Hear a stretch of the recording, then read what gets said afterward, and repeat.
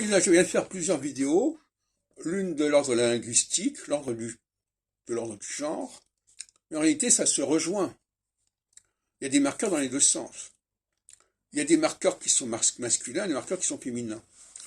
Il y a des façons de parler qui sont masculines ou féminines. Il y a des sujets qui sont plutôt masculins que féminins, sujets des domaines de discussion.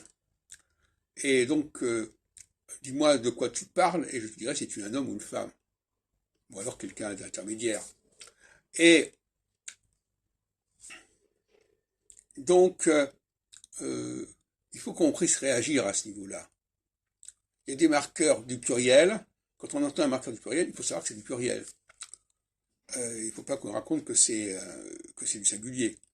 Quand on a un marqueur de féminin, il ne faut pas nous dire que c'est du masculin. Donc il y a quand même une question de rigueur minimale, hein, parce que les marqueurs, c'est quand même le minimum. Tout à l'heure, je parlais de l'hébreu. Je dis à quelqu'un l'autre jour à la synagogue, c'est quand même pas normal que dans le schéma Israël, on ait constamment du a, cha, cha, cha, v'chol levavcha, v'chol meodecha, alors qu'en réalité, cette formule en cha est féminine.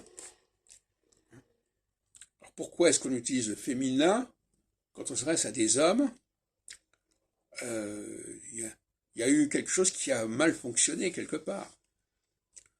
Et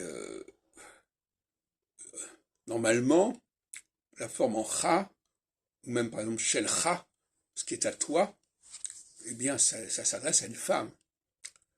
Et en hébreu aujourd'hui, on va dire carrément shelcha quand on s'adresse à un homme, et shelach quand on s'adresse à une femme, ça devrait être l'inverse. Qu'est-ce qui se passe là?